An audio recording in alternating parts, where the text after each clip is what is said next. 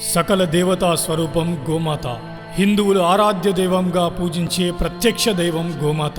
అలాంటి గోమాతను హింసించి చిత్రహింసలు పెట్టి చంపి హిందువుల కళ్ళ ముందే బహిరంగంగా గోమాంసాన్ని అమ్ముతున్నారు. హిందువుల మనోభావాలు దెబ్బతిని చట్టాన్ని చేతిలోకి తీసుకోకముందే ఈ ప్రభుత్వం గో చట్టాలను కఠినంగా అమలు చేయాలని కోరుతున్నాం.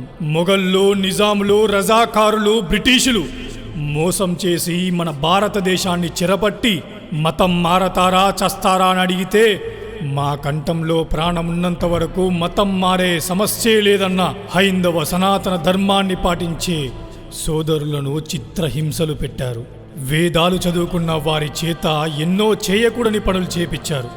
ఆరాధ్య దైవంగా పూజించే గోమాతను కూడా కోపించారు.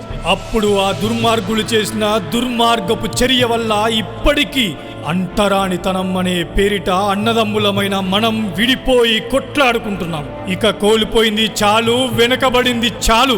ఇప్పటికైనా మేలుకుందాం, మన చరిత్ర ఏంటో తెలుసుకుందాం, కలిసి పోరాడదాం. మన హైందవ సనాతన ధర్మం జోలికి ఎవడొచ్చినా సరే ఎదురు నిలబడదాం, ఎదురు తిరుగుదాం. మన హైందవ సనాతన ధర్మంలో ఆరాధ్య దైవంగా పూజించే మన గోమాతను రక్షించుకుందాం.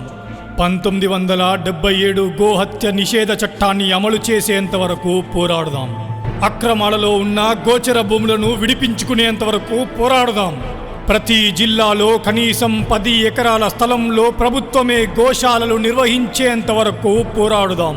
దేవాదాయ శాఖ పరిధిలో ఉన్న ప్రతి దేవాలయంలో గోవులను పెంచేంత వరకు పోరాడుదాం. చట్టవిరుద్ధంగా నడుస్తున్న గోవధశాలను శాశ్వతంగా మూసేంత వరకు పోరాడుదాం. సకల దేవతా స్వరూపమైన గోమాతను, హిందువులు ఆరాధ్య దైవంగా పూజించే గోమాతను జాతీయ ప్రాణిగా ప్రకటించేంత వరకు పోరాడుదాం. జై గోమాత, జై జై గోమాత, భారత్ మాతా కీ జై.